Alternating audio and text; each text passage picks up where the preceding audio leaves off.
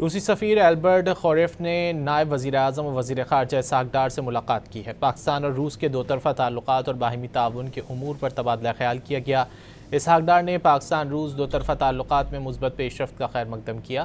انہوں نے دو طرفہ تعلقات مزید مضبوط بنانے کے لیے تعاون کا سلسلہ جاری رکھنے پر زور دیا۔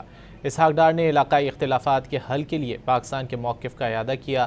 کہا کہ اختلافات کے حل اور علاقائی امن و استحکام کے فروغ کے لیے مذاکرات اور سفارتکاری ہی آگے بڑھنے کا واحد راستہ ہے۔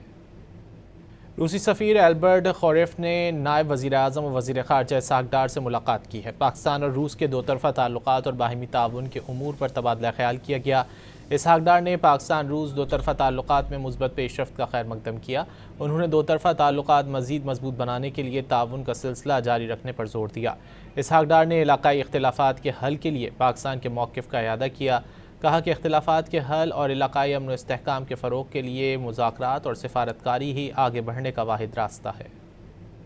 روسی سفیر البرٹ خوریف نے نائب وزیر اعظم و وزیر خارجہ اسحاق ڈار سے ملاقات کی ہے۔ پاکستان اور روس کے دو طرفہ تعلقات اور باہمی تعاون کے امور پر تبادلہ خیال کیا گیا۔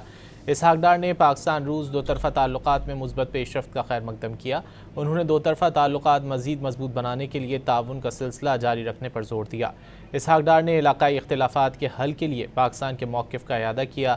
کہا کہ اختلافات کے حل اور علاقائی امن و استحکام کے فروغ کے لیے مذاکرات اور سفارتکاری ہی آگے بڑھنے کا واحد راستہ ہے۔